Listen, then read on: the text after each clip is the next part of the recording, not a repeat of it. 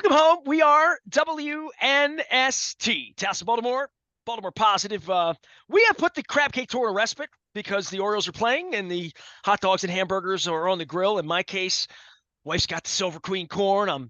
I'm bitching because I don't have any watermelon. I got to get over to Wise Markets, get me some gold watermelon.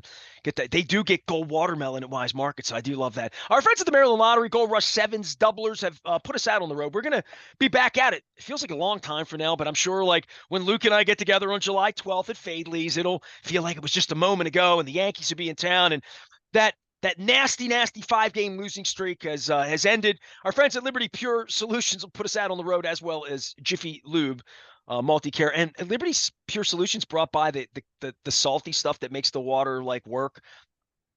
I'm not a scientist. Luke Jones knows this. He was once a school teacher. He actually met my science teacher and knows how little I know about science. He has the science of baseball. He's trying to school me up. Hey, dude, I had a nerd on for you this week. Dude named Lee Kluck. Kluck. He wrote a book, and you're going to love this. And I know how much you love Eisenberg, and everybody knows Eisenberg's a mentor to me and, one of my soul brothers, on Harry Dalton. And Harry Dalton, yeah, the Bird tapes were released with Eisenberg last week, and I haven't had John on. John's been familying and summering and baseballing. I'll get John back on. I thought of John the other day because I was over at Pappas, and he did the show last time I was over there. By the way, John Patty and I got together. Steve Elliott said it was the most enlightening hour of radio he's ever been a part of. So you'll want to hear that with John Patty and I getting together. I thought he was going to be rougher on me than he was, but he wasn't. But Lee Kluck did a book on Harry Dalton, and he's beautiful, dude. He's a Sabre dude. He's from Stevens Point, Wisconsin. And he's a historian. He's a baseball nerd, and he was awesome. And he just gave me awesome stories about Harry Dalton in the 60s that are in the book. Of course, Harry Dalton dealt my cousin to Chicago, left my dad's brother here back in the late 60s at the Flaming Pit that then became Padonia Station. So it's crazy. I broadcast so much from a place that my uncle was the wine sommelier. But I had a baseball conversation with nerds this week, and I kept saying to him, like, I have my own nerd, my dude here. So how are you, man? Feeling a little better? They don't let me in, they let you in, and I'll never stop pointing that out. But I remember going into clubhouses for 23 years and feeling that music's a little louder, food's a little better, clubhouse spread. I hope they still have a clubhouse, but I hope it's a little better than the Franks and Beans they used to put out in the 90s that Johnny Oates once famously threw over when we came in to find it. Man, the books I could write, Luke. How was it? Good? I mean, it's good that we're not talking about him losing, because it's a whole lot more fun talking about him winning, I'll be honest. No question about it. I mean, and as I wrote at BaltimorePositive.com earlier this week, the worst losing streak is always the most recent one, right? It's always the one that is current, because you just turn the page and you win a game, and that doesn't mean everything's fixed. As we said a few days ago, the Orioles needed pitching even when they were beating the Phillies and beating the Yankees. So nothing changes on that front, but it's good to win. And I think the big takeaway from Wednesday night is Grayson Rodriguez being the stopper. I think, and you and I have talked a lot about the pitching. We'll continue to talk a lot about the pitching. Corbin Burns, are the Orioles going to re-sign him? Are they going to try to re-sign him? Who the heck knows right now? If they you're better try to win the World Series while they have him. I'm just going to point that out. I hear you, and we'll have that conversation probably 10 more times. And they are trying to win the World Series for now. Let's just see what that's right, what the pieces are, right? But the point I'm trying to make isn't about Corbin Burns. It's not about Kyle Bradish. It's not about Cade Povich. Grayson Rodriguez is the most important pitcher in the organization right now, in terms of the balance between the present and needing to be that legit, serious threat as the number 2 starter behind Corbin Burns in terms of thinking of a postseason series. Who knows who the number 3 is going to be right now? Most likely it's someone who's not on the roster right now, if we're looking at it through that lens. But Grayson Rodriguez is going to need to factor in there big time, because I don't think they're going out and getting a number 2 and a number 3 starter. So they need Grayson Rodriguez to be that. And if we're going to work under the assumption for now, and I think it's the most logical assumption until David Rubenstein and Mike Elias suggest otherwise, that Corbin Burns is going to move on at the end of the year, then Grayson Rodriguez becomes even more important for next year, but because Kyle Bradish isn't going to be around until later next year at best, and you don't know who else is going to fill out that rotation. So, long story short, he's really important, and I think, and I just pulled this up right before we hopped on our chat here. Grayson Rodriguez going back to last July. So remember, he was called back up after the All-Star break. The resuming the second half. Over his last 27 starts, Nestor, I'm going to throw in an old school stat for you. His win-loss record since the All-Star break last year, he's 14-5. He's gone 159 innings, a 3.17 ERA. Did you just give me a win-loss record? You know better than that. I did, and I'm not. You barely even hear me cite win-loss record anymore, let alone actually be the one to bring it up or to dwell on it. But when it sounds good, it sounds good. The point is 14-5 makes him sound like Don Sutton, which is great. Look, and at this time last year, no one would have thought he would start game 2 against the Rangers in the postseason last October. Now, I understand it didn't go well, right? But at the same time, we have seen this maturation for Grayson Rodriguez, going back to him being sent down last May and the early struggles he had last year. But by and large, he's pitched really, really well. Now, does that mean he's going to become a bona fide ace for the next 10 years? Who knows? But at a time where the Orioles needed a stopper with a 5-game losing streak, and no one's feeling very good about the pitching, no one's feeling good about the team in that moment, he went out there and he gave the Orioles 7 innings. It wasn't his most dominant performance in terms of swing and miss, and we know Cleveland is a very difficult offense to strike out. In fact, Rodriguez even talked about it after the game, that he kind of went into that game knowing that probably wasn't going to be the night where I strike out 10, but he gave them 7 innings, and he finished off his night with 4 straight strikeouts. So you want to talk about a young pitcher finishing off an outing strong and getting better as the night goes on. That was Rodriguez on Wednesday night. So it was great to see. And I will point this out in addition to what I just cited in terms of what his numbers have been since last July when he was recalled from Norfolk, that he's done this before. I mean, keep in mind, he was the one who threw the massive, absolutely huge start last September against the Rays on that Saturday night in mid-September when the Orioles had dropped 4 straight at that point. I mean, you want to talk about a losing streak that meant a lot more than this current one. It was that one. And he went out there and he shoved and did a great job. Just a couple weeks ago, on the heels of Kyle Bradish leaving the game against the Phillies and the Orioles losing in extra innings and going through so many bullpen arms, he tossed 7 innings against the Phillies. So, just good to see. Good to see. Doesn't mean that he's arrived as a number 1 or anything like that. And again, time will tell, but the Orioles needed that start on Wednesday night, and he gave it to them. And obviously, Cedric Mullins hits the big home run in the bottom of the 7th.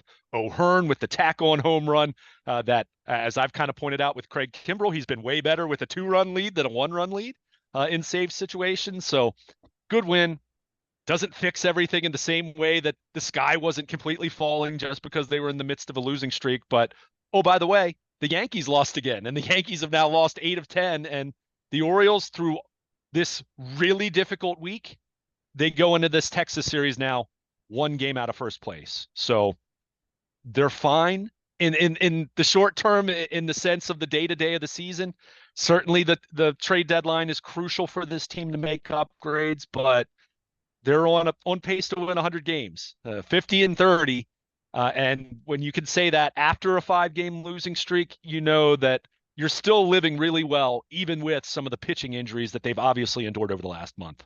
Yeah, I've had Texas on my mind, whether it's the border and watching what's going on there. I actually talked about that several times this week. And my cousin's in Houston. She went to the game last week. And I remember being down in Arlington with you and touring the Star with Jera and having pretty good barbecue as well. It feels like a minute ago, but I would think for Adley Rutschman and for Gunnar Henderson to see the Rangers walk out at the ballpark this weekend. Joan Jett's going to be down. Might have a couple of rain delays before it's all over based on the forecast. But I remember when the fans here hated the Royals for a couple of years after the Royals embarrassed us back in 14 or whatever. I don't know if there's any angst on the Rangers side, but they certainly took care of business last year, won the World Series. Yeah, back in the day, my dad would say, you root for the team that beats you. You root for the American League team, unless it's the A's. Reggie Jackson, you don't do that. I don't know that there's animosity with the Rangers, but certainly the Rangers came and took something from them last year, and you don't get a lot of opportunities to see them. Weather's heating up. Clearly, it's been a bad week, right? I mean, Cleveland, you're going to see Cleveland again in October if you're good and they're good, right? I mean, you and I started laying out our birthday plans in October and football season, and I'm doing this crazy oyster tour in September. But October, I don't know if they'll see the Texas Rangers, right? Like, this has been a case study in winning the World Series, and then like what happens the next year, what happens before. You brought up the Diamondbacks a lot about being an engine that could. Hey, dude, look up at the Astros. They're ahead of the Rangers all of a sudden after being awful in April. Beat our asses last weekend. I don't know who to worry about, but I start to look and say, they're going to see Cleveland. They're going to see New York. Red Sox haven't been bad. The Red Sox have sort of put themselves in a position to maybe even be in the tournament at this point. So we're starting to see this. And as I looked at the calendar into the fall in my own personal way, because it's 4th of July week and Heritage Fair is this weekend, and we're going to see Hootie and the Blowfish and having some fun. By the way, plug for everybody, if you haven't heard the Greg Hawkes interview this week, if you haven't heard the Mark Bryan interview, I've been re-airing that. I think I'm going to bust Joan Jett out because I have several interviews with Joan Jett. So I'm probably going to pop that out at Baltimore Positive for the holidays as well.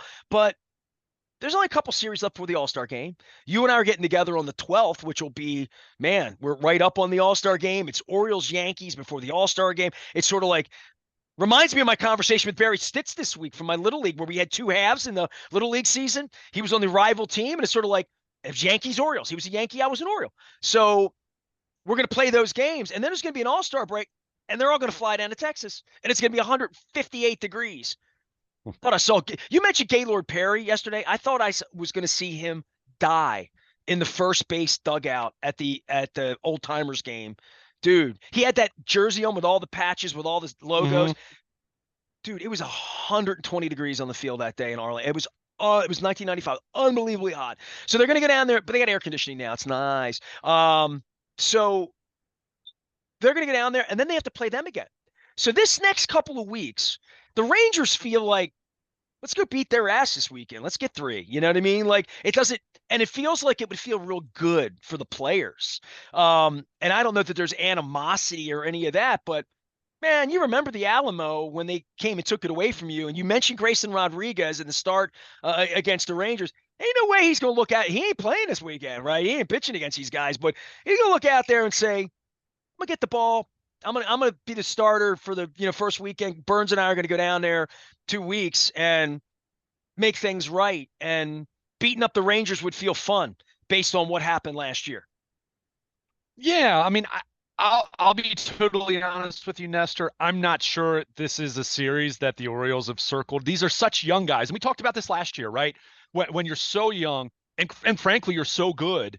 I don't know if you think about things in those terms in the way that maybe a veteran player would, where they say, oh, I don't know how many more chances I'm going to get in October, and these guys beat us, and that animosity, like you said. I mean, it wasn't like there was any walked off that field blood. And you were in that locker room. I've been in locker rooms for 40 years. When you lose and get knocked out of the playoffs, you never forget who, what, sure. Everything's amplified. Really, in a big way. It is. But again, it also, and you also know this from having been in baseball clubhouses for years and years and years.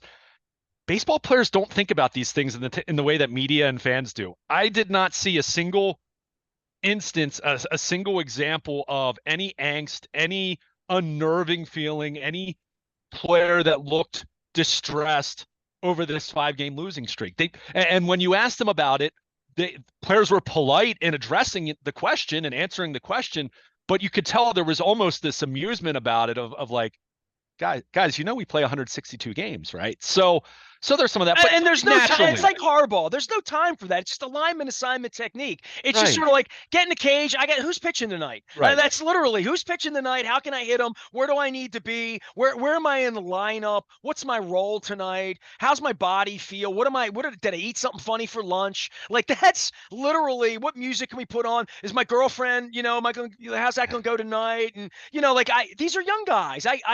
And Yeah. they've all lost 5 games in a row, and they do this every day of their lives. And by and large, in the modern society, they don't read the papers much. The football No, players way more, but not the baseball players.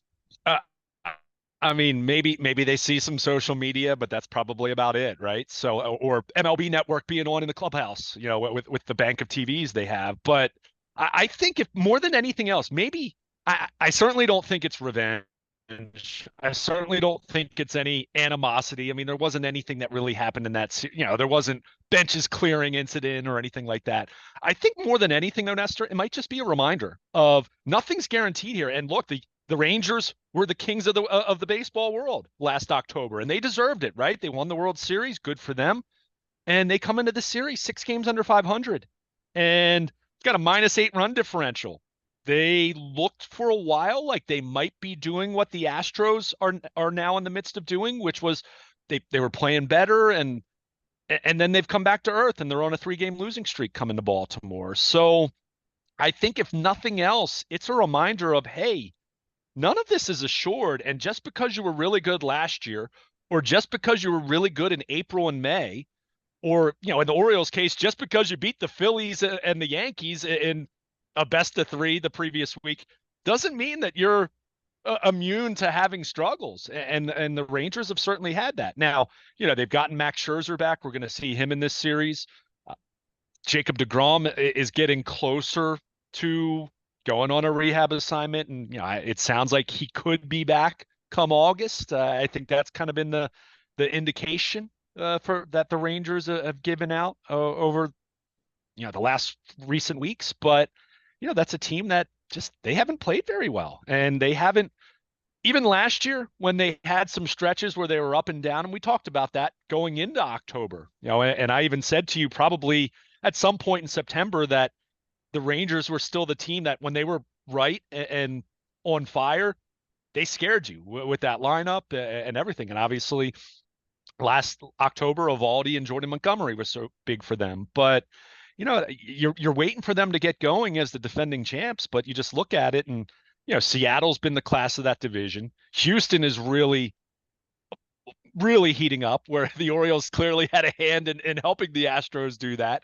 last weekend, but they've won 7 in a row. And then you have the Rangers, who are still 7.5 back, and they're 6 under, and the peripherals don't look great. They haven't swung the bats all that well. They haven't pitched all that well. I mean, it's just, hey, at some point it's go time. And I'm not saying that they're not going to get it going. And that's where the Orioles want to keep the foot on the gas this week in terms of, okay, the losing streak's over. You beat Cleveland. I agree with you, by the way. Guardians, really impressed with them. They're a really good baseball team, period. I don't think this was all, the Orioles really stunk the last 5 days. They did, but it was also Houston red hot. How about and that Cleveland Christmas playing, dude swatting the ball like Yogi Berra? Like, not just swatted the ball, but crazy. It looked like Pedro around, Serrano, dude. I swear to God. not only hitting that pitch where it was located, but I mean, that's Grayson Rodriguez. Grayson Rodriguez has a heck of a fastball. So to get on top of that and hit it the way he did, that was impressive. Did you happen to see, obviously for anyone listening who didn't watch the game on Wednesday night, we're talking about Jackenzie Noel and his first major league first major league homer. Did you happen to see the clip of their AAA team watching? They're watching it on a laptop, and their reaction to him hitting the home run. They all went nuts. Check it out. I believe Sarah Langs, who obviously is beloved around baseball. She tweeted it out or retweeted it, whatever it was. But that was cool to see. But yeah, that was an impressive blow. So maybe another big bat that they're adding to the mix for that lineup that's already formidable. But bringing it back to the Rangers, I mean, you're waiting for them, and I don't think anyone expected them to have this major drop off this year. But again, it's a reminder, and it's definitely an example of having that urgency and not resting on your laurels and not getting complacent. So this is obviously a big series in terms of the Orioles truly wanting to right the ship. You don't want to just break the 5-game losing streak and then lose 3 out of 4 to the Rangers. But it's also a reminder of just because of what you did last year, that doesn't mean that that's going to translate And we talked about that with Arizona earlier this year when they came to town. And certainly the Rangers are in that position where they're not out of it, but at some point, you got to start playing some good baseball, or it's going to get late early, especially now with the way the Astros have heated up. So it'll be interesting to see. Certainly, you've got Corbin Burnes going in the opener, so you want to start the series off on a high note. But then we'll see how do Albert Suarez and Cade Povich and Cole Irvin do, and we'll be talking about that. Grayson Rodriguez, you feel good about. Corbin Burnes, you feel great about every time he takes the ball. Those other three guys, obviously, of late, not so much Povich because he's a rookie and just inexperienced, but the other two guys need to see them get back on track. But it's definitely an interesting series in terms of what happened last year and last October and all those feelings. But fast forward to this year, I mean, the Orioles continue to roll 5-game losing streak aside in 2024, while as it's been a really difficult go of it for the Rangers. And at some point in time, you think they're going to get going. I mean, I don't think they're going to be this bad all year, but we're just about at the midway point in the schedule, right? I mean, we're there. So, they've been very underwhelming, and it's easier when you have a World Series ring, but at the same time, you don't want that to cause you to completely fall off the following year. So, it'll definitely be interesting to see how this plays out over the weekend. Luke Jones is here. He is Baltimore Luke. I had Seth Elkin from the Maryland Lottery on the other day. We were actually talking a lot of old school baseball, so I always like doing that. And we're going to get the Maryland Crab Cake Tour back out on the road. We're going to be at Fadley's on the 12th. We would highly encourage anybody this weekend, if you're downtown going to the games, stop by Fadley's, get a beer, get that mac and cheese. Just go see the new market. It's beautiful, the new Lexington Market. I talked to some folks earlier this week, said, you've been down there yet? I got to get down there. I'm like, get down there this weekend if you're going down to the Rangers game and Jones Jet and all that going on. You and I have talked a lot about Cedric Mullins. Anything you have on him now that it's kind of gotten going again? And I know you love Austin Hayes, and you can't get going if you don't get at bats, right? So Kerstad would be a great example of like in another place. And we always think they're showcasing these guys when they bring them up here and they hit a double and the helmet goes flying off. But Cedric Mullins still looks like he's rounding back into being Cedric Mullins, and that would be good news in August and September. No question about it. I mean, he hits the big home run, had a single. Even before Wednesday night's game, over his last 44 plate appearances going into Wednesday's game, 15 for 42 with 6 extra base hits. I mean, he's hit much better. I think where the Orioles outfield picture is right now is so interesting. Not necessarily a positive, but it's interesting nonetheless, is other than Santander in right field or the occasional night where he's going to DH, no one has really played to a level where Brandon Hyde is just going to pencil their name in there every night. You mentioned Austin Hayes. Hayes, look at the offensive numbers. He's been pretty good since being activated from the IL back in May. Now, that said, he's mostly playing against left-handed starters, right? He's become a platoon player. Colton Cowser got every opportunity to be that everyday guy and was an everyday guy for a long stretch there, but let's call a spade a spade. Go look at his splits since early May. He hasn't been very good. Even if some of the batted ball data and guys like me pointing out some of the stats that you consider to be luck based, right? Your batting average for balls in play, etc. But at the same time, you got to get results. So we've seen him kind of slide back into a little more of a part-time platoon role.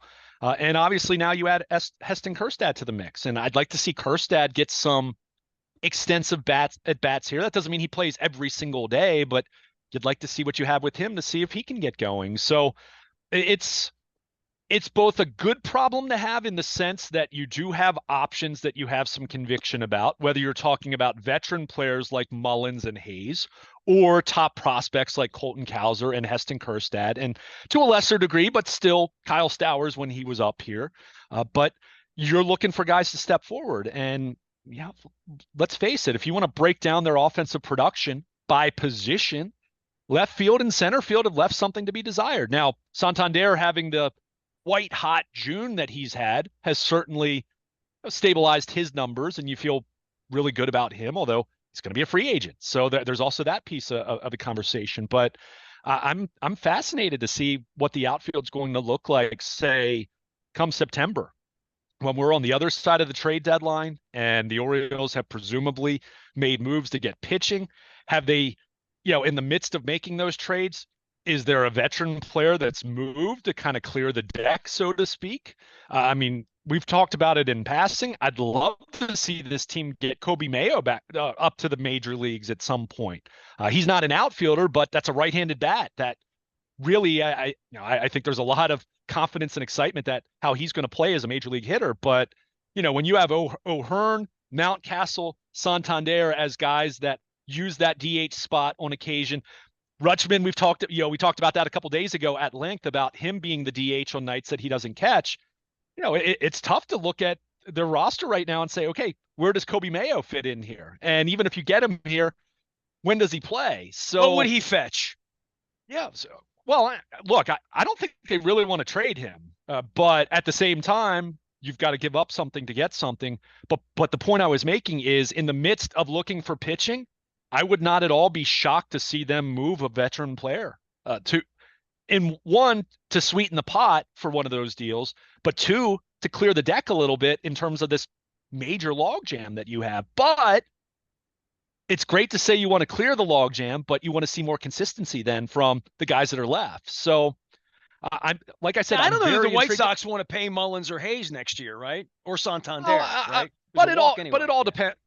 But remember, I mean, it all depends. And in any, you see this a lot in the NBA as well. Anytime you have deals that involve some veteran player, or even if we're not talking about a veteran, but let's say someone that's in their second year of arbitration and making more money, you'll see pieces thrown in there to offset the cash, and you'll see some of that. So, but you just, we've talked about it at length. The piece might be, if we're going to pay him $12 million next year, you got to have Mayo in the deal. You know what I mean? Like, and if we're giving you a Dylan Cease or not hit, but I'm thinking like last year, a guy that's controllable, a really good pitcher that's controllable, at the bottom of the food chain with bad teams, and you guarantee yourself another starter for the third game of the year next year, and you get 30 starts out of that pitcher next year that are going to be number 2, number 3 quality.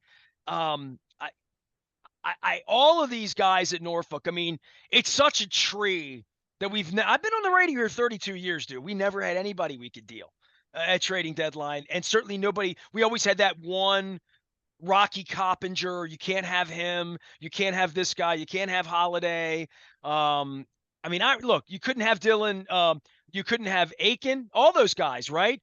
Bundy, all of those guys were the guy for a minute at AA ball that the other teams coveted enough to send you something decent.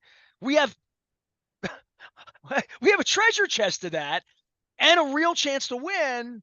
So therefore, I'm with you. I don't think anything's out of, but I'm wondering how you would possibly deal a Santander out, or a Mullins or a Hayes out, or a Mountcastle out, how that would make sense to the other team if the team's bad in August.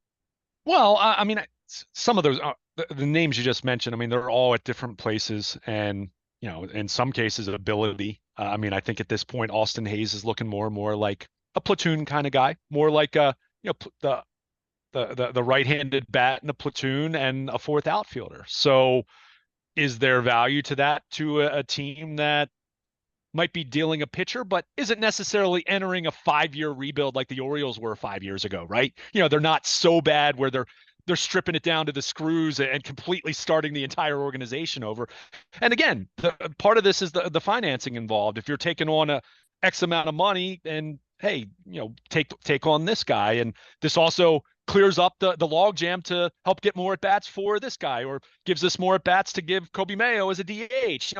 However it plays out. I mean, there are lots of different ways that you're going to approach this, and obviously the focus is going to be on the prospects. But my point again, and a lot of this goes back to where, and I am not at all suggesting they're going to move Santander. I mean, that would be completely different. But in the right deal, would you move Austin Hayes? Would you, I don't think you'd move Cedric Mullins because of the defensive aspect in center field. But look at what happened last year with Aaron Hicks. Is there a move where you'd move one of? The Orioles took him last year, right? And because they didn't have to pay him and like all of that. I almost equate him to Austin Hayes right now, except you'd have to pay him if you take him a little bit or deal with the financial part of that. But I'm looking at sort of like we needed that kind of player last year. Maybe another team needs that kind of player in a specific way, right? Right. Exactly. And that's why I just said be open for any possibility here. They're obviously not they're not trading Gunnar Henderson. They're not trading Adley Rutschman. They're not trading Grayson Rodriguez. There's some obvious other names that you would say, yeah, they're not moving that guy. Jordan Westberg would be a big one. But in terms of trades, yes, the big focus is going to be on the prospects. That's obvious. That's stating the captain obvious statement. But like I said, if there is a potential fit with another team where maybe you do move a veteran player that's not playing as much anymore, like Austin Hayes, and I'm just using him more as an example than anything. It could be Jorge Mateo. It could be Ramon Arias, and again, these aren't the set. I'm not saying that's the centerpiece of a trade by any means. It might just be that's part of a bigger trade. I don't know.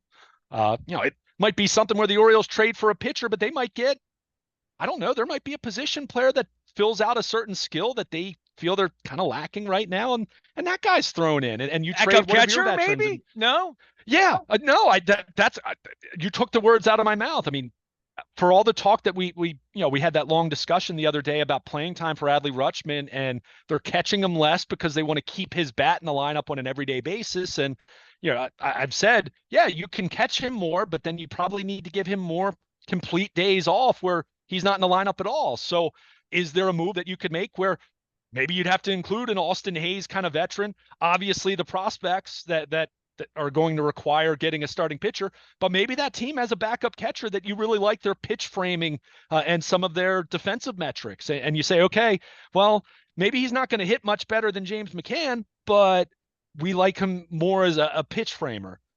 Point is, expect anything, because I don't think the catching thing's interesting to me because I was a catcher and catchers become managers and they're the interesting guys. I don't, this speaks to me not having a press credential. I don't know McCann. I see him. He seems like a beloved or beliked guy on their team. I remember every backup catcher, every Greg Zahn, every Mark Parent Rod Hendricks was a backup catcher. Like all of these people that stuck around all hit a $198. None of them were great. Parent can hit a couple of home runs. Maybe you want him on your Stratomatic card or whatever. But I don't know what that role is, and I'm only laughing because when your starter's Adley Rutschman, it's not like Greg Maddux having his preferred catcher who might hit 110, and now all of a sudden when pitchers are hitting at the bottom of the lineup, you're like, Greg, we're giving away 8 and 9. Greg's like, yeah, I'm going to strike out 7. The game's going to get over in an hour and 51 minutes. I'm going to have, I'm going to walk 1. They're going to get 3 hits off me, and we're going to win 3-0. And we're all going to be hanging out at the Cheetah Club by 2 a.m. So like Atlanta had that, and unless McCann becomes Grayson Rodriguez's guy or Corbin Burns, and I'm thinking that's not possible. It's Adley Rutschman. I'm like, who doesn't want Adley Rutschman? So this is the issue with how much can Rutschman catch. We talked about that before, and who's the backup? How beloved is McCann? You're there. You tell me. I mean, he's really well liked, but Robinson Chirinos was really well liked a couple years ago, right? I mean, you always have a type as a backup catcher, right? A veteran catcher who's been through it all. I'm not at all suggesting that they will do that, but you brought it up, and look, I've seen the same numbers, and if you go on James McCann's StatCast page, his pitch framing metrics and some of the other defensive metrics don't look great. That's not everything. That's not the end all be all. In fact, there's lots of discourse in terms of the reliability of defensive metrics, right? Beyond looking at fielding percentage and errors and what's your percentage of caught stealing, all of that. So, I just think it's something to throw out there. But I'll also say this.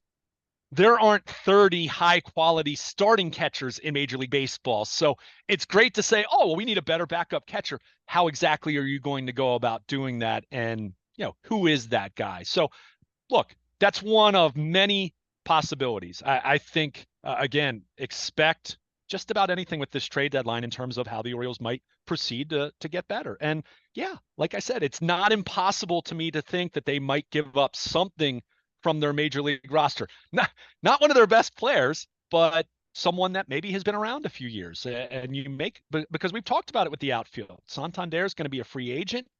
Hayes and Mullins are going to be free agents next year and are entering a last year of arbitration eligibility, and they're going to be making a pretty good money. So what's pretty good money in a year when they've been a oh, platoon player? I mean, I'd have, well, I mean, in the case of Austin Hayes, probably making more than you'd want to pay him, quite frankly. So again, so whether that comes to pass this offseason, or, and again, I'm not trying to pick on Austin Hayes, but I'm just Well, looking you at can't where put a he is in the poison pill roster, in a on the roster. deal with another team when you're trying to get their stud to some degree. I mean, the poison pill would be pill, but you'd have to throw in terms Mayo into the deal, or like you put somebody in the deal you didn't want to put. But that's the way the poker game's played, right? Right. And again, we're just, we're throwing out hypotheticals. My point is, don't just think about this in terms of their prospects and only their prospects. Yes, the prospects are going to be the centerpieces, but in these deals, you'll often see a couple veteran players swapped,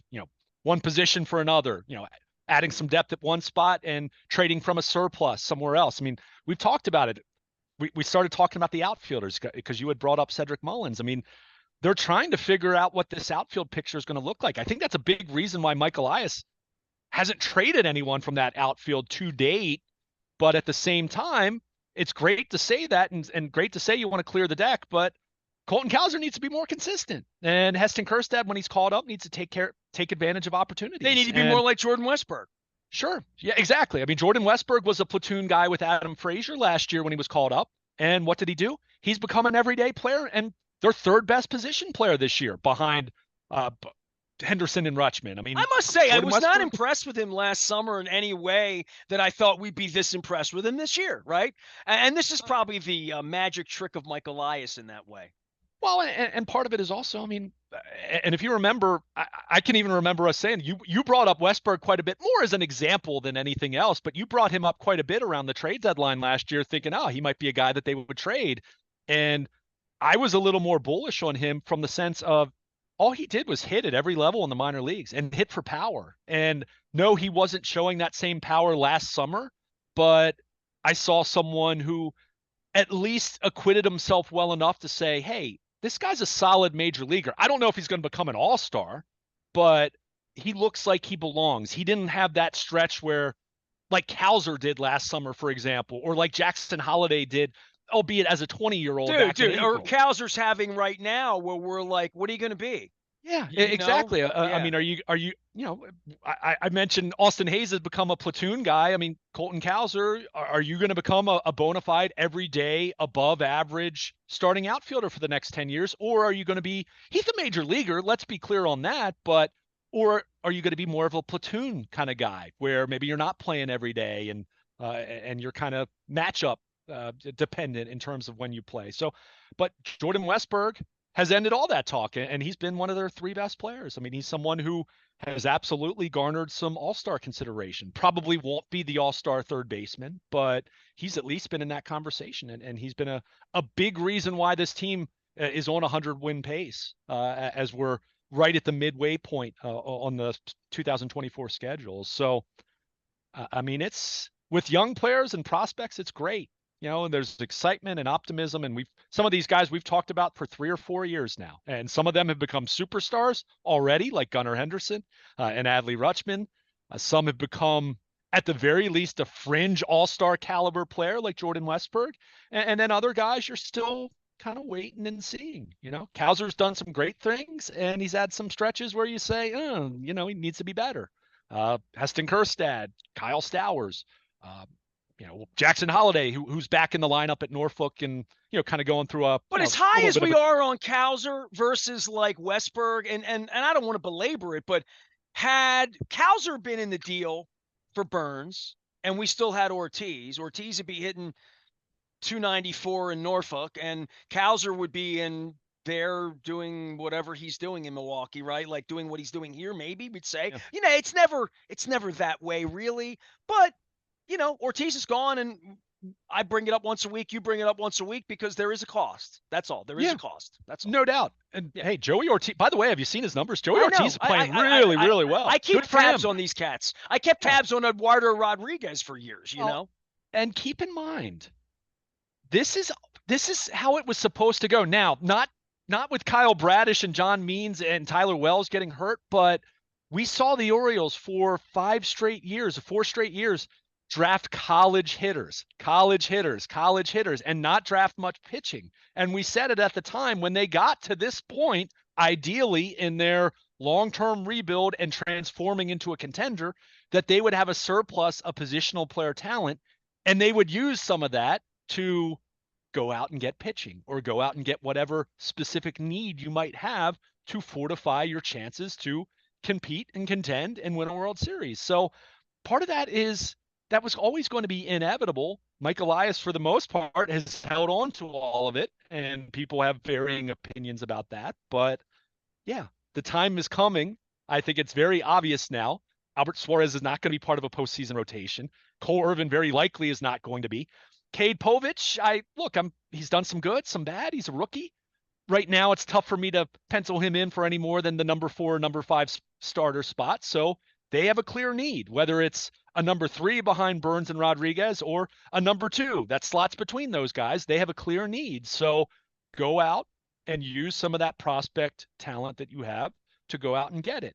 My only point in bringing up the veterans was there could be other pieces involved in such a deal. And it might be, hey, you need a starting pitcher, but oh yeah, Luke Joe, as I've been saying since February or March, they need bullpen help too. So it might be that you go out and acquire some team's number 2 or number 3 starter, and you also get a bullpen arm in that deal. And yeah, that's when you might be including a veteran piece or whatever.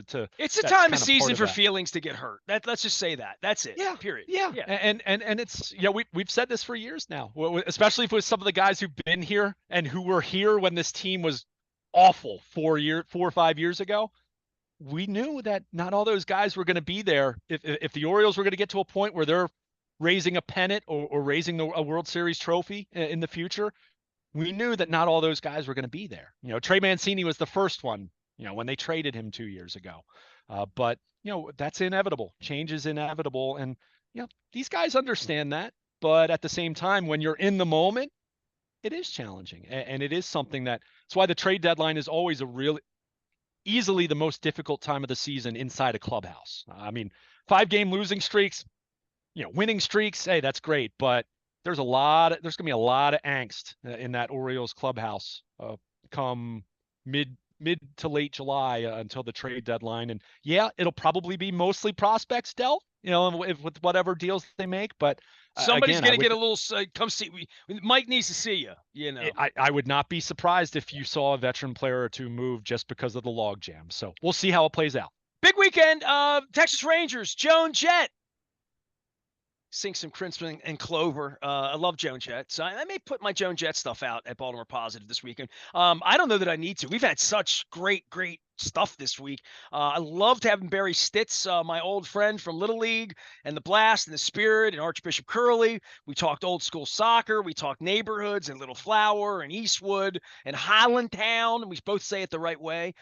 So great soccer chat. Mike Libber joined us too, talking some soccer this week. Had Copa going on, Messi playing up the road, soccer on televisions everywhere over at Pappas the other day. Maryland Crab Cake Tour's back out on the road on the 12th at Fadley's in Lexington Market. It's all brought to you by our friends at the Maryland Lottery. Gold Rush Sevens doublers, making it happen. Our friends at Liberty Pure Solutions. Luke, I haven't broken the news to Bill Cole, but I broke his mug yesterday all over the floor. It took me a half an hour to clean it up. I am distraught about it, but the good news is I do have this is the poop tower from Colgate, the original one. Well, they have the twin towers now, but this is my neighborhood mug that was given to me. So Colt Lanes, Two Guys is on there, the old East Point Mall logo on there, the Roll Arena where I met my my child's mother as a kid. She grew up in that neighborhood, North Point Village, right by Costas. There's the North Point Plaza where I went to my first movie.